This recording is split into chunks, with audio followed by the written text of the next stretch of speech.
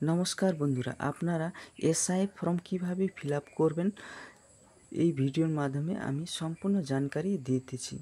যে এই ভিডিওর মাধ্যমে আমি কিভাবে এসআই ফর্ম ফিল আপ করবেন সেটা সম্পূর্ণ জানকারি এখানে আপনাকে দেওয়া হবে। তো স্টেপ বাই স্টেপ আপনারা ফলো করবেন কিভাবে এসআই ফর্ম ফিল আপ করানো হবে। তো প্রথমে আপনাকে দেখতেছি ফর্মে নিয়ে যেতেছি যে এখানে লেখা আছে জন্মর তারিখ। আপনার জন্মর তারিখ এখানে ডান দিকে আপনাদের জন্মর তারিখ সঠিকভাবে আপনাকে বসাতে হবে। আপনার জন্ম তারিখ আধার কার্ডে কি আছে বা অন্য ডকুমেন্টে আপনার জন্মর তারিখ কি আছে সেটা সঠিকভাবে বসাবেন। তার আপনার আধার নম্বর, এখানে আধার নম্বর লেখানো আছে, সেটা আপনাকে ডান দিকে আপনার আধার নম্বর এখানে আপনাকে বসাতে হবে।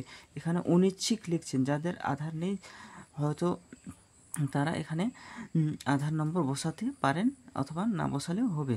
তো মোবাইল নম্বর পরে দেখবেন আপনার মোবাইল নম্বর যেন আপনার ডান দিকে সেখানে যে ঘরটা আছে সেখানে আপনাকে মোবাইল নম্বর সঠিকভাবে আপনারা বসাই দিবেন। তারপরে আপনার আসছে পিতা অভিভাবকের নাম। এখানে আপনার ডান দিকে আপনার পিতা বা অভিভাবকের নাম লিখতে বলছে, তা আপনার পিতার নাম যেটা হবে সেটা আপনাকে বসিয়ে দেবেন। বা আপনার যদি গার্জেন হলো মাতা, তাহলে এখানে আপনাকে ডান দিকে আপনাকে মায়ের নাম লিখে দিতে হবে। এখানে আপনার মায়ের নাম বলতেছে, তাহলে আপনাকে মায়ের নাম এখানে আপনাকে লিখে দিতে হবে। তারপরে আসতেছে মায়ের এপিক কার্ডের নম্বর। তো মায়ের আপনার ভোটার কার্ডের যে নম্বর সেটা আপনাকে ডান দিকে আপনাকে ফিল আপ করতে হবে। এখানে তারপর লিখছে স্ত্রী, স্বামী, স্ত্রীর নাম। আপনার যদি ফর্ম ফিল আপ করতেছেন, যদি পুরুষ ফর্ম ফিল আপ করতেছেন তাহলে ডান দিকে তাহলে আপনার স্ত্রীর নামটা লিখে দিবেন। তার স্বামী বা স্ত্রী এপিক কার্ডের নম্বর, তাহলে নিচে আপনার যে হলো স্ত্রীর এপিক কার্ডের নম্বরটা আপনাকে লিখে দিতে হবে। এপিক কার্ডের নম্বরটা লিখে দিতে হবে। যদি স্ত্রী ফর্ম ফিল আপ করতেছেন সেখানে ডান দিকে আপনাদেরকে স্বামীর নাম লিখতে হবে। তারপরে নিচেতে তার স্বামীর যে এপিক কার্ডের নম্বর তার নিচে লিখতে হবে আপনার স্বামীর এপিক কার্ডের নম্বর, এখানে আপনাকে ফিল আপ করতে হবে। এখানে আপনার সম্পূর্ণ উপরেটা আপনার ফর্ম ফিল আপ হয়ে গেল। তা আমি নিচের দিকে আপনাকে নিয়ে যাচ্ছি। নিচে আপনার দুইটা ঘর ফাঁকা আছে, সেটাকে সম্পূর্ণ গুরুত্বপূর্ণ এখানেই আছে যে আপনাকে দেখাতে চাইছি যে এখানে আপনার 2000 লেখা আছে। সর্বশেষে এসআই নির্বাচন তালিকায় থাকা নির্বাচক বিবরণ। এখানে লেখা আছে যে 2002 সালে ভোটার লিস্টে যাদের নাম আছে তারা এই ঘরটা পূরণ করতে পারবেন।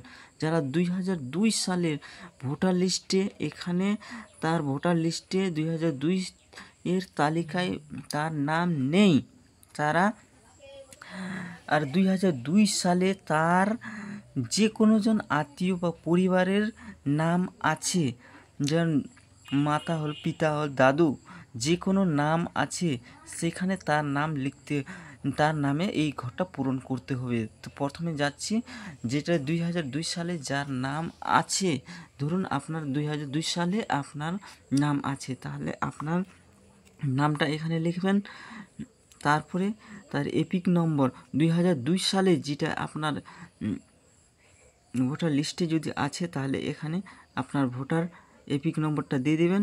তাহলে আত্মীয়র নাম 2002 সালে যে ভোটার লিস্টের আপনার অভিভাবক কি আছে, আত্মীয় কি আছে, অভিভাবক কি আছে, যেরকম আপনার অভিভাবক পিতা তা না হলে মাতা, তাহলে আপনার মাতার নামটা লিখতে হবে, দুইজনের মধ্যে পিতার নামটা লিখতে হবে। তো দুইজনের মধ্যে সম্পর্ক কি, আপনার পিতা যদি লেখেন তাহলে এখানে পুত্র, যদি মাতা লেখেন তাহলে হলো পুত্র লিখতে হবে। তাহলে জেলা, আপনার জেলা কোনটা পড়তেছে সেটা জেলা আপনাকে লিখতে হবে। তারপরে আপনাদের রাজ্য কোনটা পড়তেছে সেটা আপনাকে রাজ্য লিখতে হবে। বিধানসভা, এটা এখানে আপনাকে বোঝার অনেক গুরুত্বপূর্ণ বিষয় আছে, সেটা সঠিকভাবে লক্ষ্য করবেন। 2002 সালে বিধানসভার কেন্দ্রের নাম কি সেটা লিখতে হবে। যেমন আমাদের 2002 সালে বিধানসভার কেন্দ্র নাম হলো, আপনাকে দেখাতে চাইছি, এটা হলো ফাঁসিদোয়া। আর তার বিধানসভার ক্ষেত্র হলো নম্বর হলো 26, অংশ নম্বর হলো 56, আর কর্মিক সংখ্যা হলো 357।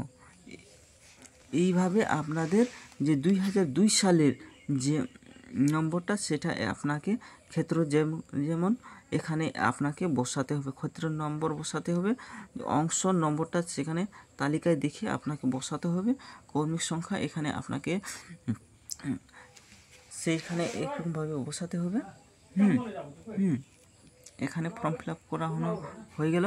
তো আপনাকে এখন আপনাদেরকে 2002 সালে এখানে আপনার নাম নেই, তাহলে এটা আপনাকে ফর্ম ফিল আপ করতে হবে। যে কোনো আপনার পরিবারের যে কোনো দাদু হোক, দাদি হোক, একদম মাতা হোক, পিতা হোক, আপনার গার্জেনের 2002 সালে নাম আছে, আপনার নেই, তাহলে এখানে কিন্তু সবচেয়ে গুরুত্বপূর্ণ বিষয়, সেটা আপনাকে ফর্ম ফিল আপ করতে হবে।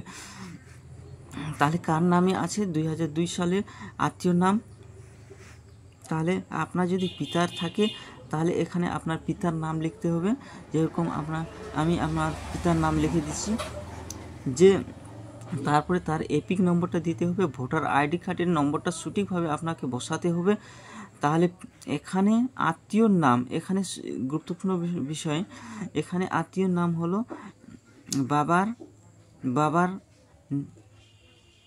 আত্মীয়র নাম কি, বাবার আত্মীয় নাম হলো বাবার 2002 সালে তার যে গার্জেন ছিল তার নাম কি, এখানে কিন্তু